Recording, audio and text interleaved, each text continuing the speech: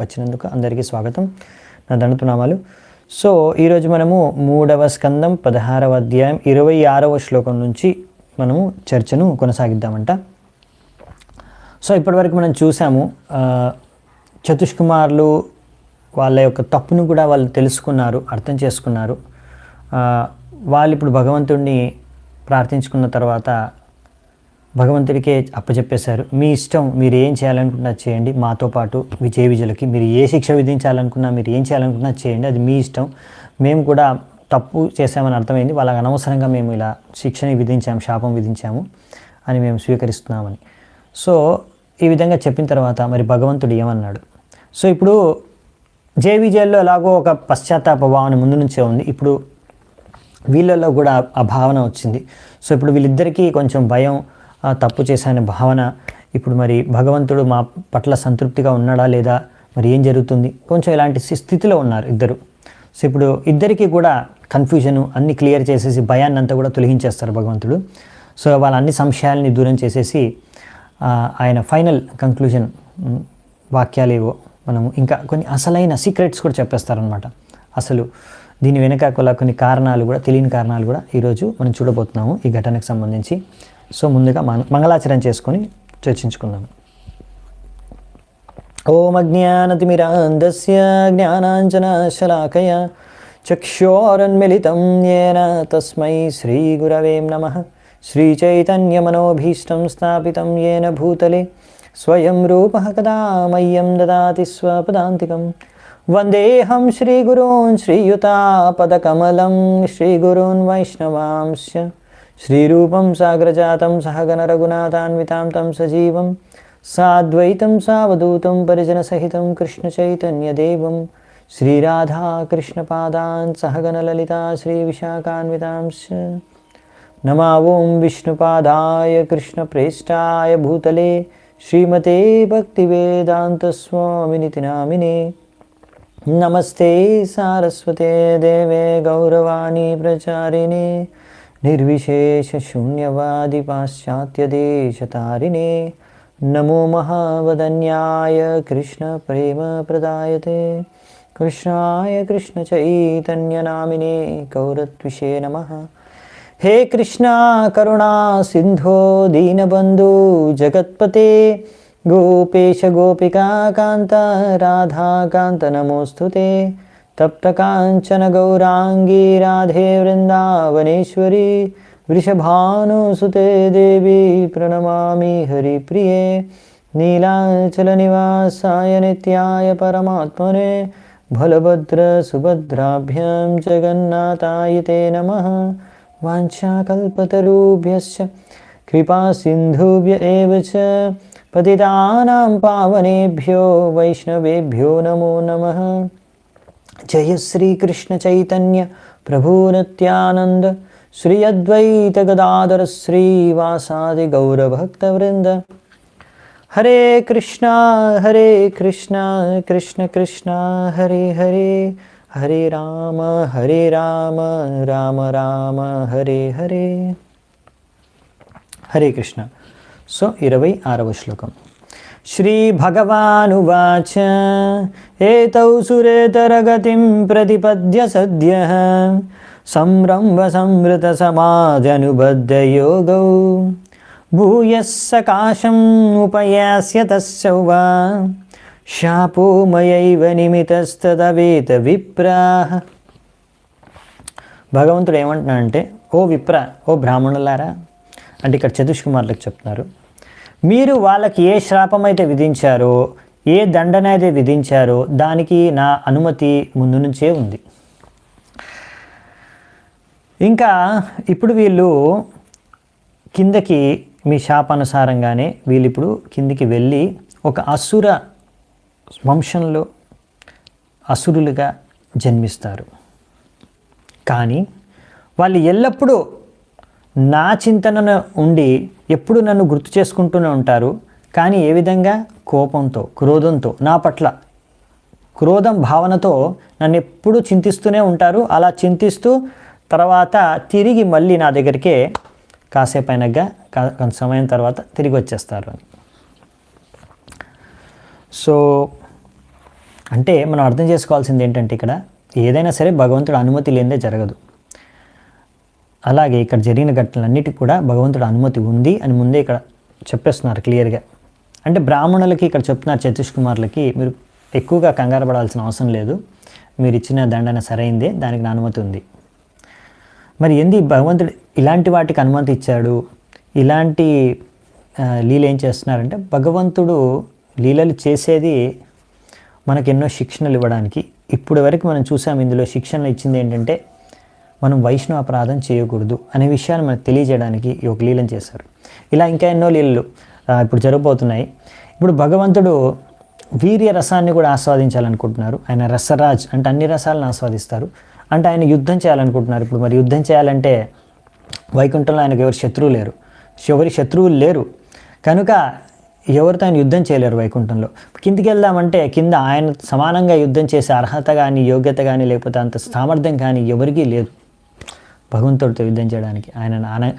So భగవంతుడు ఇక్కడ అలా ఆయన లీలలు చేస్తూనే మనకి ఎన్నో విషయాలు నేర్పుతూనే ఉంటారు. అవునా, భగవంతుడు వస్తారు భౌతిక ప్రపంచానికి ధర్మాన్ని స్థాపించడానికి ఆయన లీలలు చేస్తూనే, అలాగే అసురుల్ని దండించడానికి, శిక్షించడానికి, వధించడానికి, ఇంకా భక్తుల్ని కాపాడడానికి, ఇంకా భక్తులతో ఆదాన ప్రదాన లీలలు చేయడానికి కూడా.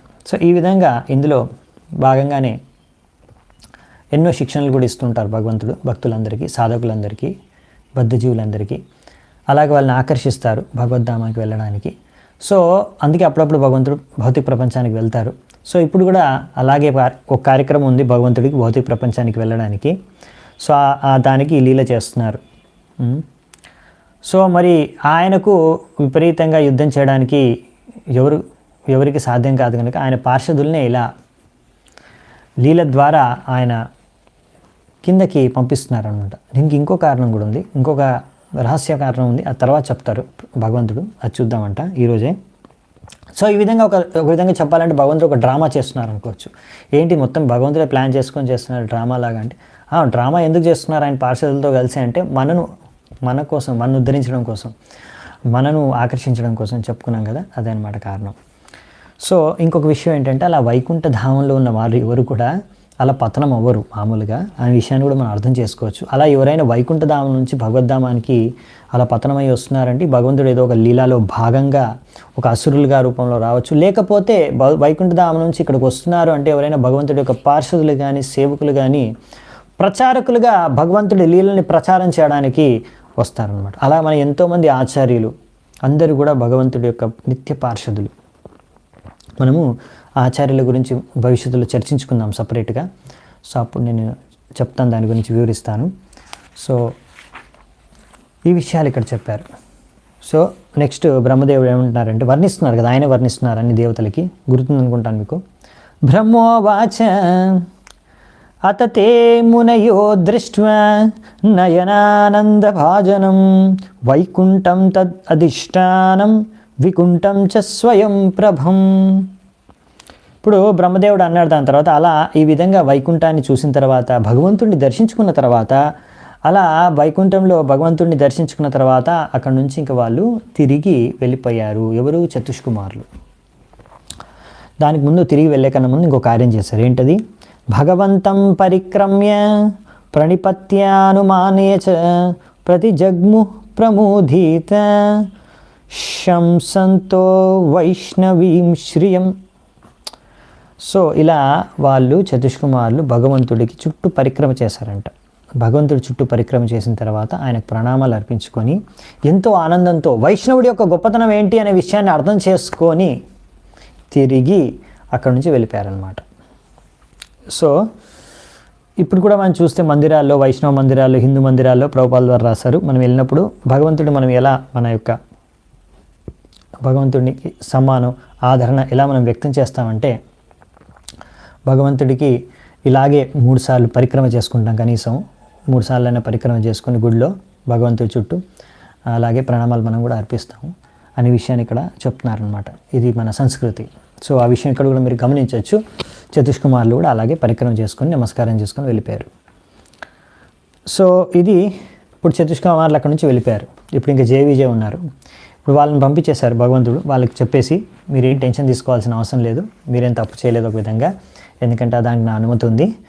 సో ఇప్పుడు ఒక విధంగా చెప్పాలంటే చతుష్కుమారులు ఈ యొక్క లీల ద్వారానే భగవంతుడి యొక్క ఈ లీల కారణంగానే ఒక విధంగా చెప్పాలంటే శుద్ధ భక్తులు అయిపోయారు. అవునా, ముందు వాళ్ళు జ్ఞాని మార్గంలో ఎక్కువగా ఉండేవాళ్ళు, మనం చూసాము. ఈ భగవంతుడి కృప వల్ల, తులసీదేవి కృప వల్ల వాళ్ళు భక్తులుగా మారి వెళ్ళిపోయారు. సో ఇంకొకటి వచ్చేసి ఇప్పుడు జయ విజయులకి భగవంతుడు ఇంకొక అసలైన కారణం జయ విజయులకు చెప్తారు. ఏమని చూద్దామంట. 29వ శ్లోకం నుంచి భగవాననుగావాహ యాతామ్మా భైష్టమస్తుషం బ్రహ్మతేజస్సమర్థోపి హంతుం నేచ్చే మతం తుమే. ఇప్పుడు భగవంతుడు ఏమంటున్నాడంటే జయ విజయులకి, మీరేమీ భయపడాల్సిన అవసరం లేదు, ఇక్కడ నుంచి ఇప్పుడు మీరు వెంటనే వెళ్ళాల్సిందే, దీనికి మాత్రం విరుగుడు లేదు. ఎందుకంటే మీకు ఏమి భయపడాల్సిన, బెంగపెట్టుకోవాల్సిన అవసరం లేదు. ఎందుకంటే ఈ బ్రాహ్మణుల యొక్క శాపాన్ని తుడిచివేయడం అనేది నాకు గొప్ప విషయం కాదు, పెద్ద విషయం కాదు. ఆ శాపాన్ని నేను ఈజీగా తుడిచివేయచ్చు. కానీ ఇందుకు విరుద్ధంగా చెప్పాలంటే దీనికి నా అనుమతి ఉంది, అలా నేను అందుకనే చెయ్యను. అంటే భగవంతుడు కొన్ని నియమాలు పెట్టారు. సో భగవంతుడు ఆ నియమాల్ని ఆయన కూడా పాటిస్తారనమాట. ఆయనకు నియమాల్ని ఉల్లంఘించే శక్తి ఉన్న చేయగలిగిన ఆయన చేయరు చాలా మటుకు. సో ఇక్కడ అదే విషయం చెప్తున్నారు భగవంతుడు, ఆయనకు అనుమతి ఉంది ఎందుకు అనే విషయం. అదేంటి, ఎందుకు అలా భగవంతుడు చేయగలిగిన అక్కడ జయ విజయులకు శాపం కలిగినప్పుడు వాళ్ళని పంపించేస్తున్నారు ఎందుకు అంటే ఇంకొక కారణం కూడా ఉంది. మనం చూసాం, ఒకటి ఏంటంటే భగవంతుడు వీర్య రసంలో యుద్ధం చేయాలనుకుంటున్నారు, రసాన్ని ఆస్వాదించాలనుకుంటారు, అదొకటి సరే. మనకేవో శిక్షణలు ఇద్దామనుకుంటున్నారు, ధర్మాన్ని ఇదంతా ఫైన్. ఇంకొక కారణం కూడా ఉందన్నమాట, జయ విజయులకు చెప్తున్నారు ఇక్కడ. అదేంటో చూద్దామంట.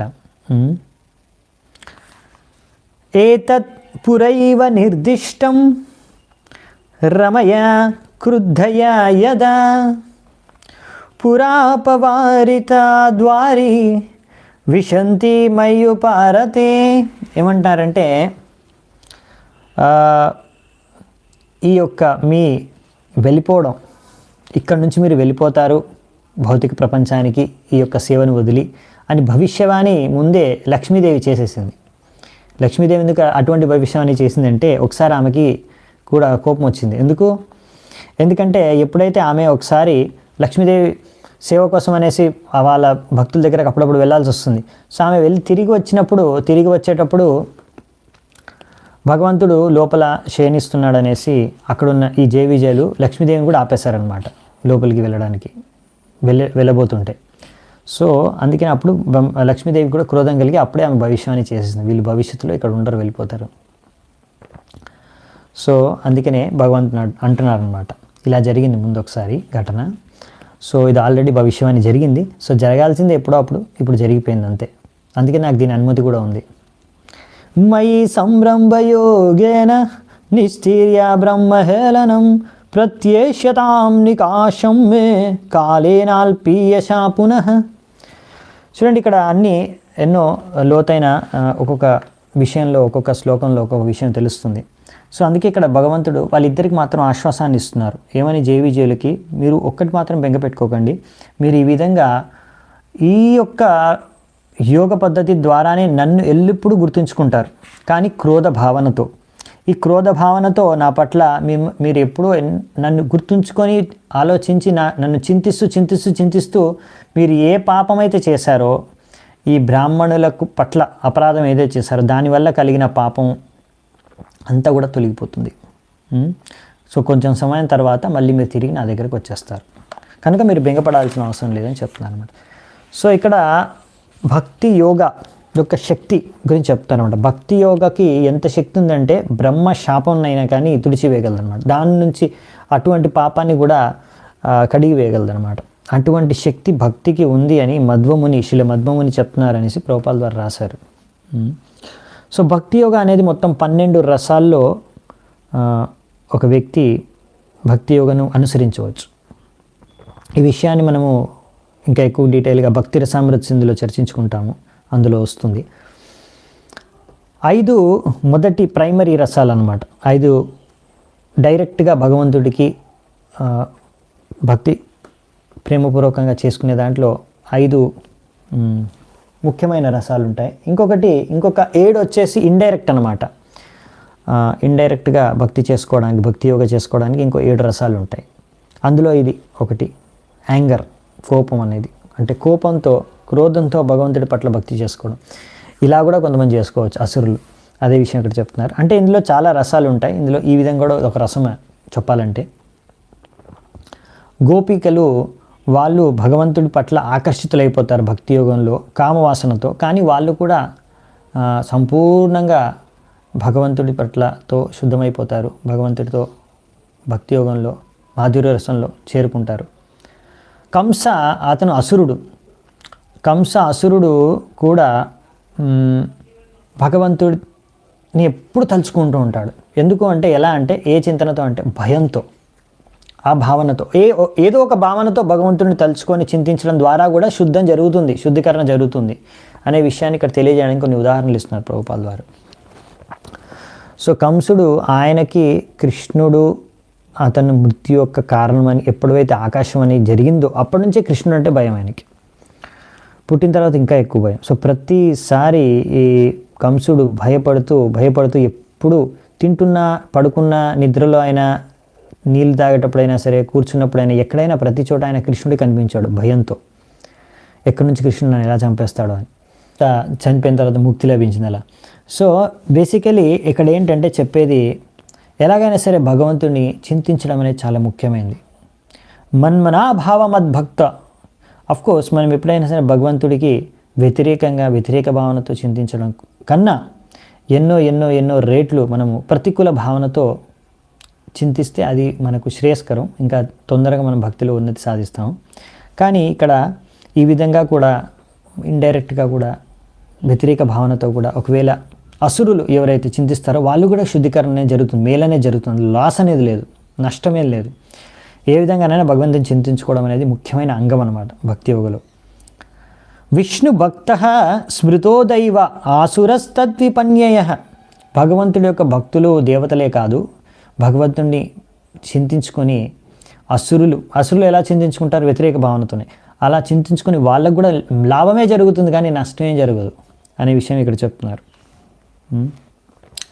సో మనం మాత్రం అలా చింతించుకోవాల్సిన అవసరం లేదు. కోపంతో, వ్యతిరేక భావనతో మనము మంచి సద్భావనతోనే భగవంతుడిని చింతించుకోవచ్చు. చాలా సరళమైన విధానం భగవంతుడిని చింతించుకోవడం. ఎందుకంటే మనకు బద్ధవస్థలో స్వాభావికంగా మనకు భగవంతుడు మన మెదడులోకి, చింతలోకి, ఆలోచనలోకి రాకపోవచ్చు సాధారణ సమయాల్లో.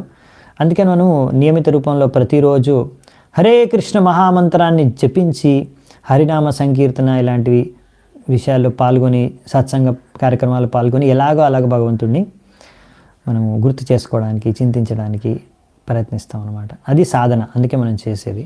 సో చాలా సులువైన మార్గం ఏంటంటే హరే కృష్ణ మహామంత్రం జపం చేయడం, కీర్తన చేయడం. ఈ యొక్క కలియుగం అదే ధర్మం అన్నమాట.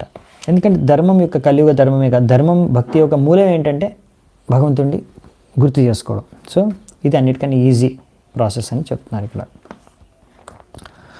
సో నెక్స్ట్ ఇంకా లాస్ట్ శ్లోక భగవంతుడి గురించి ఇక్కడ బ్రహ్మదేవుడు చెప్తున్నాడు. ధ్వాస్తావాదిశ్య భగవాన్ విమానశ్రేణి భూషణం సర్వాతిష్యయా లక్ష్మ్య జుష్టం స్వం ధిష్ణ్యమావిశత్. ఇలా భగవంతుడు అలా వైకుంఠ ద్వారం దగ్గర ఇవన్నీ ఘటనలు జరిగాయి. ఇలా ఈ ఘటన అయిపోయిన తర్వాత జై విజయ్ కూడా వెళ్ళిపోయారు అక్కడి నుంచి. దాని తర్వాత భగవంతుడు తిరిగి ద్వారంలోకి ప్రవేశించి ఆయన లోపలికి వెళ్ళిపోయారు. ఎక్కడైతే ఎన్నో రకరకాల వైకుంఠ విమానాలు, ఐశ్వర్యం, సౌందర్యం అన్నీ ఉన్నాయో, సో ఆయన తన ధామంలో లోపల నివసించే దగ్గరికి వెళ్ళిపోయాడు అనమాట. సో ఇక్కడ ఒక విషయం మనకు క్లియర్గా అర్థమైంది ఏంటంటే, ఈ వైకుంఠ ద్వారం యొక్క అవతల వైపే ఇవన్నీ ఘటనలు జరిగాయని. సో వైకుంఠ ద్వారం లోపలికి కూడా ఈ సతీష్ కుమార్లు ప్రవేశించలేదు ఒక విధంగా. సో ఎవరైనా అడగొచ్చు, అరే వైకుంఠంలోకి ఒకసారి వెళ్తే తిరిగి రారన్నారు కదా, మరి వైకుంఠంలోకి వెళ్ళి మరి తిరిగి వచ్చేసారు ఎందుకు, తిరిగి రావాల్సి వచ్చింది ఎందుకు సతీష్ కుమార్ల కంటే, ఒకటేంటంటే ఇక్కడ లాజికల్గా చూస్తే కూడా వైకుంఠ ద్వారం లోపలికి ప్రవేశించలేదని చెప్తున్నారు ఇక్కడ. అయినా ఒకవేళ పాయింట్ ఏంటంటే ఇక్కడ ఇలా ఒక్కొక్కసారి యోగిలు, బ్రాహ్మణులు వాళ్ళ యోగ శక్తి ద్వారా, వాళ్ళ యొక్క తపశ్శక్తి ద్వారా ఏదో విధంగా అక్కడి వరకు చేరుకోగలిగినా కానీ అయినా కానీ అక్కడి వరకు వెళ్ళినా వాళ్ళు మళ్ళీ తిరిగి రావాల్సిందే. సో అలా మీరు వేరే ఘటనల్లో దుర్వాసముని కానీ లేకపోతే భృగుముని కానీ అలా వైకుంఠం వరకు వెళ్ళినట్టు మనకు తెలుసు, ఘటనలు ఉన్నాయి. కానీ వాళ్ళు మళ్ళీ తిరిగి వచ్చేసారు, అక్కడే ఉండలేదు. సో శుద్ధ భక్తులు మాత్రమే అలా ముక్తి తర్వాత వైకుంఠ ప్రాప్తి కలిగిన తర్వాత అక్కడే ఉంటారు. సో మామూలుగా అయితే ఇలా ఎవరైనా ఇక్కడ యోగా పద్ధతి ద్వారా ఎలా అక్కడ చేరుకున్నారనుకోండి, వాళ్ళ స్వయం శక్తితో తిరిగి మళ్ళీ రావాల్సిందే, అక్కడ పర్మనెంట్గా ఉండలేరు అనే విషయాన్ని కూడా మనకి ఇక్కడ అర్థమవుతుంది అనే విషయం తెలుసుకుంటాం అన్నమాట. నెక్స్ట్ ఇప్పుడు ఇంకా బ్రహ్మదేవుడు అయిపోయింది అక్కడ స్టోరీ. ఇప్పుడు దీని తర్వాత ఇక్కడ దేవతలకు చెప్తున్నారనమాట. ఇప్పుడు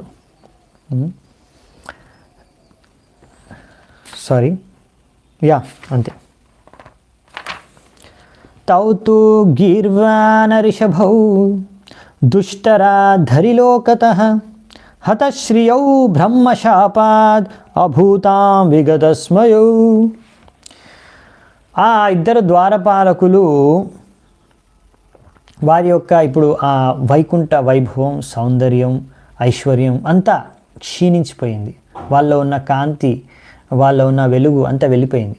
ఇప్పుడు వాళ్ళు అక్కడి నుంచి ఆ బ్రహ్మశాపం ద్వారా హతశ్రియౌ బ్రహ్మశాపాత్, బ్రహ్మశాపం కారణంగా వాళ్ళకి శ్రియ ఎంత ఐశ్వర్యం ఉన్నా అంతా నశించిపోయింది. ఇప్పుడు వైకుంఠ వైభవం అంతా ఎగిరిపోయింది.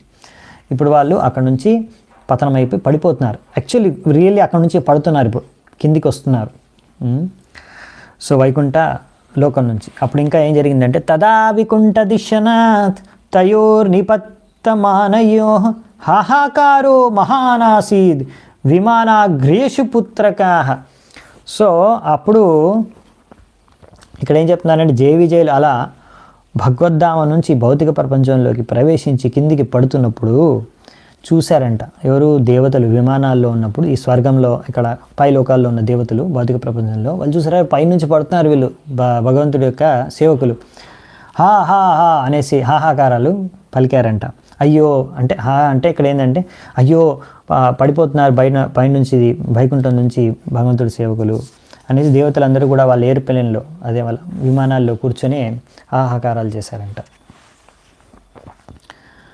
తావేవ హ్యధునా ప్రాప్తౌ పార్షద ప్రవరౌ హరేః ధితేర్జఠర నిర్విష్టం కశ్యపం తేజ ఉల్బనం. సో ఇక్కడ ఇంకోటి ఏం చెప్తున్నారంటే బ్రహ్మదేవుడు ఇక్కడ ఆయన వాక్యాన్ని ఇస్తున్నారు. ఇలా వీళ్ళిద్దరే జయ విజయులు ఇద్దరే అలా పడిపోయిన వాళ్ళ కిందికి. అప్పుడు దేవతలు కూడా హాహాకారాలు అన్నారు కదా, వాళ్ళే ఇప్పుడు ఈ కశ్యపుడి యొక్క వీర్యం ద్వారా ఈ తిథి యొక్క గర్భంలోకి ప్రవేశించారు అని చెప్తున్నారనమాట. సో అందుకే ప్రభుపాల్ వారు ఇక్కడ ఈ పాయింట్ రాస్తారనమాట. ముఖ్యంగా ఈ విధంగా ఒక ఆత్మ జీవాత్మ ప్రవేశిస్తుందన్నమాట. శరీరాన్ని ఎలా దక్కుతుంది ఒక జీవాత్మకు అనేది ఇదే అనమాట పద్ధతి. సో అందుకనే తల్లిదండ్రులకి ఇద్దరికి ఇక్కడ తండ్రి యొక్క చేతన గురించి చెప్పారు. సో తండ్రి చేతన తల్లి చేతన సరిగ్గా లేదంటే అప్పుడు దాని ప్రభావం, ఒకవేళ వాళ్ళు కోపంతో కామంతో ఏ విధమైన చేతన ఉంటే ఆ విధమైన చేతన ఆ యొక్క ప్రభావం తప్పకుండా జన్మించే శిశువు పైన పడుతుందన్నమాట. అందుకనే అది నెగిటివ్గా విపరీతమైన లక్షణాలు ఆ యొక్క జన్మించే శిశువు పైన చూపిస్తాయన్నమాట. అందుకనే చేతన సరిగ్గా ఉండాలి సంతానాన్ని ఉత్పన్నం చేసేటప్పుడు అనే విషయాన్ని ఇక్కడ ప్రభుపాల్ ద్వారా చెప్తున్నారు. అందుకనే గర్భధారణ సంస్కారం అనేది చేయాలి, మన వేదిక శాస్త్రాల్లో చెప్పారు. ఇది గొప్ప విజ్ఞానం అని చెప్తున్నారు అన్నమాట. ఓకే, సో నెక్స్ట్ తయోర్ అసురయోరధ్య తేజసాయమయోర్హివః అక్షిప్తం తేజ ఏతర్హి భగవాంస్తద్విధిత్సతి. సో ఇక్కడ ఏం చెప్తున్నారంటే వీళ్ళిద్దరు కవలలు, అవునా? వీళ్ళిద్దరూ ఒక రకంగా కవలలు అసురుల రూపంలో ఇప్పుడు రాబోతున్నారు కదా. వాళ్ళిద్దరే ఈ జయ విజయులు ఇద్దరు ఆ గర్భంలో ఉన్నందు కారణంగానే ఈ అంధకారం అంతా వ్యాపిస్తుంది. దీనివల్ల మీరు ఎంతో టెన్షన్లో పడిపోతున్నారే, ఇంత విచలితం అయిపోతున్నారే. సో దీనివల్ల మీరు కూడా శక్తి అంతా మీది క్షీణించిపోతుంది అని మీరు అంటున్నారే. అంటే మీ ప్రభావం కూడా ఇప్పుడు అంటే అంధకారం ఎలా ప్రవేశిస్తుందంటే సూర్యుడు కూడా అంధకారాన్ని తొలగించలేకపోతున్నాడు ఒక విధంగా, అలా అర్థమవుతుంది ఇక్కడ. అంటే దేవతల యొక్క శక్తి అనేది కూడా దాన్ని ఆ యొక్క అంధకారాన్ని కానీ వాళ్ళ యొక్క గర్భంలో ఉన్నప్పుడు వాళ్ళ ప్రభావాన్ని ఆపలేకపోతున్నారు దేవతలు. సో అందుకే మీరు నా దగ్గరకు వచ్చారు సహాయం కోరి. అటువంటిది నేను మీకు క్లియర్ చేస్తున్నాను ఇప్పుడే. ముఖ్యంగా ఇదంతా స్టోరీ చెప్పింది అందుకే మీకు. ఇది నా సామర్థ్యం ప్రకారం నా సామర్థ్యం లేదు, అంటే నాకు సామర్థ్యం లేదు దీన్ని ఆపడానికి. ఎందుకంటే ఇది భగవంతుడే స్వయంగా ఆయన ఇచ్ఛానుసారంగానే జరుగుతుంది కనుక దీంట్లో నేను ఏం చేయలేను, దీన్ని నేను ఆపలేను, దీన్ని తొలగించలేను నేను కూడా. సో ఇదన్నమాట పాయింట్. సో భగవంతుడు మాత్రమే ఈ యొక్క ఆపదని తొలగించవచ్చు, ఆయన ఒక్కడే సామర్థ్యం ఉంది ఆయనకి అనే విషయాన్ని ఇక్కడ బేసికలీ ఇండైరెక్ట్గా బ్రహ్మదేవుడు చెప్తున్నారు అన్నమాట దేవతలకి. సో ఇంకొక ఇంపార్టెంట్ పాయింట్ ప్రభుపాద వారు మనకి రాస్తారు ఏంటంటే తాత్పర్యంలో, ఇలాగే ఎవరైనా ఇలా భగవంతుడు ఒక ఇచ్ఛానుసారంగా ఏదైనా జరిగిందనుకోండి, దాన్ని ఎవరు ఆపలేరు. దాన్ని ఆపడం ఎవరి తరం కాదు. భగవంతుడు ఏది ఇచ్చా అదే జరుగుతుంది. అలాగే భగవంతుడు ఎవరైనా కోరుకున్నారనుకోండి, ఎవరినైనా ప్రచారం చేయమని ఆదేశించారనుకోండి, అప్పుడు అటువంటి ప్రచారకుడు ప్రయత్నం చేస్తున్నప్పుడు ఎన్ని ఆటంకాలు వచ్చినా సరే, ఎన్ని సమస్యలు వచ్చినా సరే, భగవంతుడి ఇచ్ఛ అనేది పూర్తవుతుంది. ఆ ప్రచారకుడు ప్రచారం అనేది చేస్తారు. ఎందుకంటే అన్ని పరిస్థితుల్లో కూడా భగవంతుడి యొక్క ఇచ్ఛ అనేది సంపూర్ణం అవ్వాలంతే. అందుకని సో మనం చూడొచ్చు మనం ప్రభుపాద వారి జీవితంలో కూడా. సో ఆయనకి ఆజ్ఞ దొరికింది ఆయన గురువు నుంచి, మరియు భగవంతుడు స్వయంగా కూడా ఆయన వచ్చి రక్షిస్తారు. సో ఈ విధంగా మనము అర్థం చేసుకోవచ్చు. అలా భగవంతుడి ఆశీర్వాదం లేకపోతే అలా గురువుల ఆశీర్వాదంతో ప్రచారం ఎవరైతే చేస్తున్నారో తప్పకుండా వాళ్ళు విజయం సాధించవచ్చు. ఇక లాస్ట్ శ్లోకం చూసి మనం ఇది ముగిద్దామంట. ఈ అధ్యాయం కూడా ముగుస్తుంది ఈ శ్లోకంతో. 37వ శ్లోకం.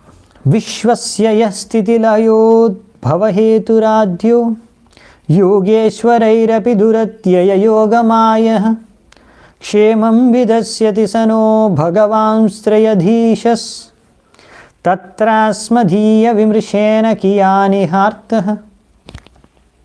సో ఇక్కడ ఏం చెప్తున్నారంటే, నా ప్రియపుత్రులారా, భగవంతుడే 3 గుణాల్ని నియంత్రించే అతనే ఈ యొక్క ప్రపంచం యొక్క సృష్టికర్త, ఆయనే పాలించే ఆయనే వినాశనం చేసే కర్త.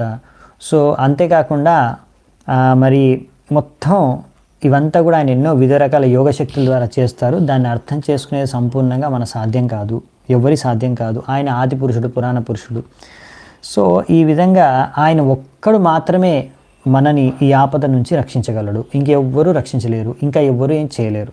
కనుక మీరు అనవసరంగా ఎక్కువగా చింతించి ఆలోచించి కంగారు పడేసి ఏం లాభం లేదు అని చెప్పేస్తున్నారు అనమాట. బ్రహ్మదేవుడు బేసికల్గా ఏం చెప్తున్నారంటే, ఇక్కడ ఇలాంటి సమస్య వచ్చిందనేసి మీరు చాలా విచలితం అవ్వాల్సిన అవసరం లేదు. ఎందుకంటే ఇది భగవంతుడి ఇచ్ఛానుసారంగానే జరుగుతుంది. సో ఆయన ఇది సమస్యను కూడా పరిష్కరిస్తాడు. మీరు కొంచెం ఓపికతో మీ యొక్క సేవను మీకు వీలైనంత మటు మీరు చేస్తూ ఉండండి. సో అందుకని ఇక్కడ ప్రభుపాద వారు చెప్తున్నారన్నమాట. అలా ఒక్కొక్కసారి మన ప్లాన్ మనం అనుకుంటాం, ఈ విధంగా సేవ చేద్దాం, ఈ విధంగా భక్తి చేద్దాం, ఈ విధంగా ప్రచారం చేద్దామని ప్రయత్నం చేయొచ్చు మనం. కానీ అందులో ఏమైనా విపరీత పరిణామాలు రావచ్చు, విఫలం అవ్వచ్చు, ఏమైనా సమస్యలు రావచ్చు. సో దానికి విచలితం కాకుండా మనము అలా సేవ కానీ భక్తి కానీ చేసుకుంటూ వెళ్ళిపోవాలి. ఎంత వీలైతే అంత చేయాలి. లేకపోతే ఒక్కొక్కసారి ఎంత విపరీత ఘటనలు కావచ్చు అంటే, అలా ఒకరైనా మంచిగా బాగా ప్రచారం చేసే ఒక ప్రచారకుడు హఠాత్తుగా మరణించవచ్చు, యాక్సిడెంట్ అయ్యో ఏదో ఒకటి అయ్యి. లేకపోతే అలాంటి ఒక మంచి శుద్ధ భక్తుడు లేకపోతే మంచి పెద్ద ప్రచారకుడు ఒక్కొక్కసారి కఠినమైన పరిస్థితుల్ని తన జీవితంలో ఎదుర్కోవచ్చు, అది శారీరకంగా కానీ ఇంకే విధంగా కానీ. సో అలాంటి సమయాల్లో కూడా మనము అర్థం చేసుకోవాలి. ఇది అంతా మరి ఎలాగంటే ఒక ఉదాహరణలు ఇచ్చారు ప్రభుపాల్ వారు ఇక్కడ. హరిదాస్ ఠాకూర్ని ఆయన శుద్ధ భక్తుడు భగవంతుడికి 22 మార్కెట్ ప్లేసెస్లో కొరడాతో కొట్టించారు ఆయన్ని, కొరడా దెబ్బలు. సో అంటే ఎంతో ఆయనకి హింసించారు. అంటే అటువంటి శుద్ధ భక్తుడు కూడా ఎందుకు అంత అలా జరిగింది అంటే. సో అలాగే మనం చూస్తున్నాం ప్రభుపాల్ వారి జీవితంలో కూడా ఎన్నో కష్టాలను అనుభవించాల్సి వచ్చింది ఆయన. లేకపోతే ఇక్కడ ప్రభుపాల్ వారి జీసస్ క్రైస్ట్ గురించి కూడా రాస్తారు, ఆయనను కూడా చంపేశారు. ఎందుకు అంటే ప్రచారం చేస్తున్నారు. అలాగే ప్రహ్లాద్ మహారాజ్కి ఎన్ని రకాలుగా చంపడానికి హిరణ్యకశిపుడు ప్రయత్నాలు చేశారు, హింసించారు. కానీ ఆయన విజయవంతంగా తర్వాత రాజుగా ఎన్నికయ్యాడు, అక్కడ భక్తి చేసుకున్నారు.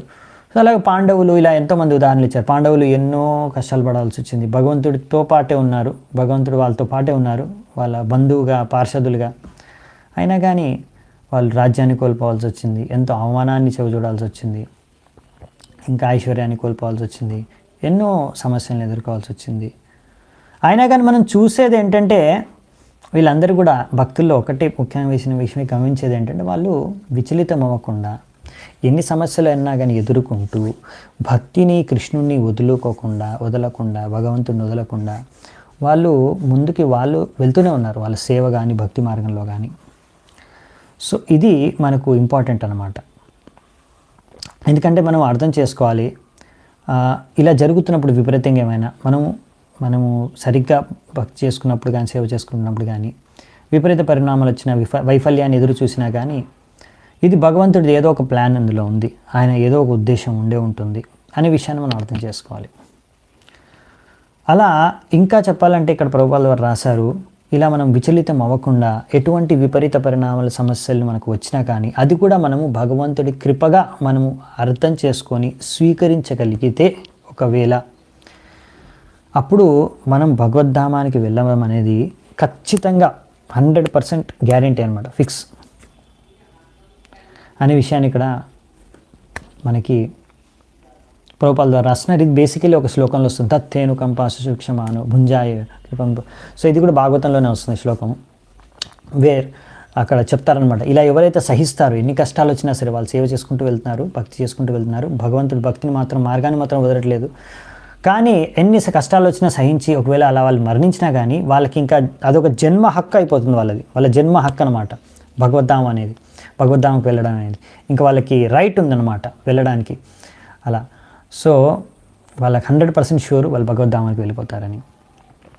సో ఆ విధంగా అంటే లాస్ అనేది ఏం లేదనమాట మనకి. అలా ఎక్స్టర్నల్గా మనకి బహిరంగంగా అంటే బయట నుంచి మనకు అనిపిస్తుంది, అరే నేను ఎంత ప్రయత్నం చేసినా ఫెయిల్ అయిపోతున్నాను, ఏం చేయలేకపోతున్నాను, ఎంత చేసినా కానీ సమస్యలు వస్తున్నాయి, ఏం చేయలేకపోతున్నాం మీరు ఆలోచించవచ్చు, అనుకోవచ్చు. కానీ మీరు ఒకవేళ దాన్ని సహించి దాన్ని స్వీకరించి భగవంతుడు ఏదో ఉద్దేశం ప్లాన్ ఉంటుంది అని మనం చూస్తున్నాం. అందుకే ఇప్పుడు చూడండి ప్రభుపాల్ వారి జీవితంలో ఒక మంచి ఉదాహరణ. ఆయన ఎన్నో వైఫల్యాలు ఎదురు చూస్తే మొత్తం జీవితం అంతా వైఫల్యాన్ని చూస్తే లాస్ట్ 70 years తర్వాత ఆయన సక్సెస్ సాధించారు. 70 years అంటే ఆల్మోస్ట్ మొత్తం జీవితాంతం అంతా వైఫల్యాన్ని చూశారు ఆయన ప్రయత్నాల్లో. సో అటువంటి ప్రభుపాదుల కన్నా గొప్ప ఉదాహరణ మన దగ్గర ఎవరిది లేదు మనకు. సో అందుకనే కానీ ఒక్క విషయం పక్కా ఏంటంటే మనకు లాస్ అనేది లేదు ఈ ప్రాసెస్లో. ఈ బిజినెస్లో అస్సలు లాస్ లేదన్నమాట, ఓన్లీ ప్రాఫిట్. ఓన్లీ ఏంటంటే అది ఈ జన్మలో చూస్తామా లేకపోతే ఈ జన్మ తర్వాత వైకుంఠానికి వెళ్ళి చూస్తామా అనే విషయమే డిఫరెన్స్ అనమాట. రెండిట్లో కూడా చూడొచ్చు ప్రాఫిట్ అంతే. సో ఓవరాల్గా అయితే ప్రాఫిట్ ఉంటుందన్నమాట, అది పాయింట్. సో ఇక్కడే ముగిస్తాను. చాలా చాలా ధన్యవాదాలు. Thank you so much. Srila Prabhupad की जय, ग्रंथराज श्रीमद् भागवतम की जय, समवेत गौर भक्त वृंद की जय, निताय गौर सीतनाथ प्रेमानंदी, हरि हरि बोल.